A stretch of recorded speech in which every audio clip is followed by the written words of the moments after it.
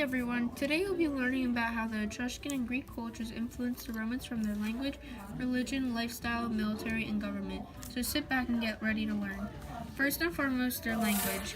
The Etruscan alphabet had 26 letters which correspond from the forms of the Greek alphabet, but soon they would make changes.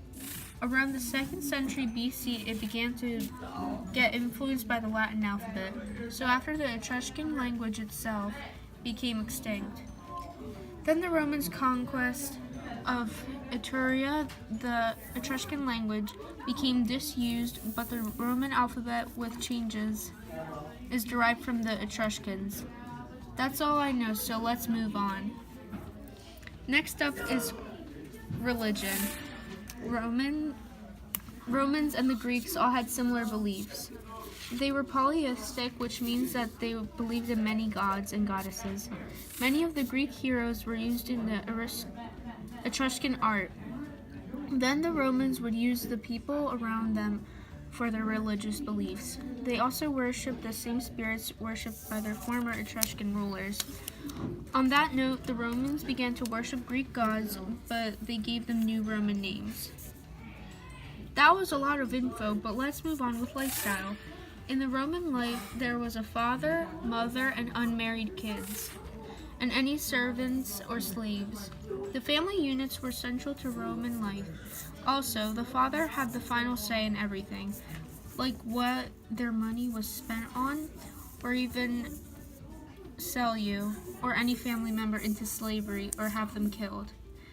On the other hand, in the Etruscan lifestyle is wind and stringed instruments, and would do gladiatorial-style combat in ancient Italy.